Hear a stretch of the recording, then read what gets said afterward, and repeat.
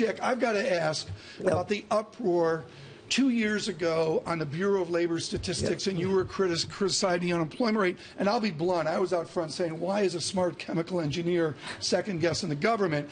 I would suggest, and you admitted in your Wall Street Journal op-ed, there's some things in that debate you got wrong. But one thing you got right is there's a whole part of America disaffected from being productive, being positive, and looking forward. We go into this next election with a lot of America not part of the debate. How do we reattach I don't think I got people? anything wrong in that, Tom. Let's be clear about that, okay? We've got an unemployment rate, whether it's 9, 10, or 11. Too many people are working part-time. Too many people are looking for work. This number you can pull out of a hat. I mean, the adjustments back and forth. This workforce is not fully employed. Let's face it. We're barely back to where we were before the recession. What should the candidates do as we go to 2016? Create jobs, get growth, have growth policies, not over-regulate the hell out of the whole country.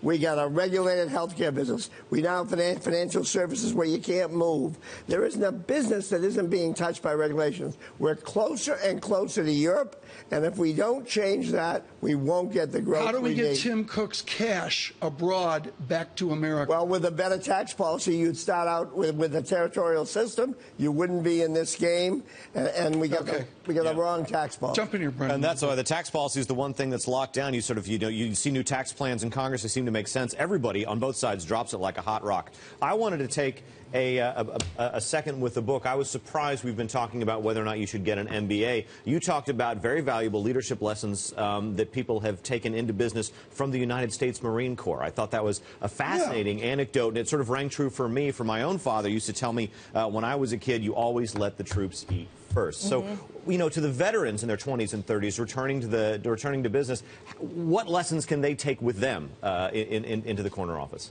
Well, they desperately know how to lead.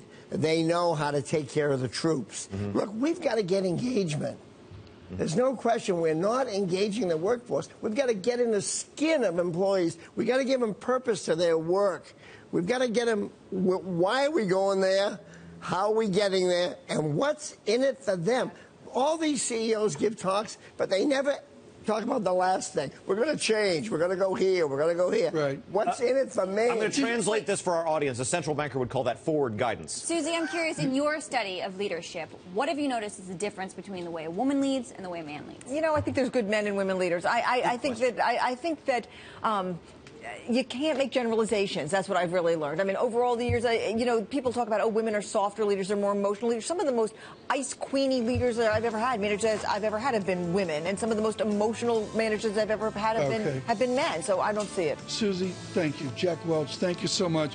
A real surprise, a real-life MBA. This is an important book. We suggest you look at it.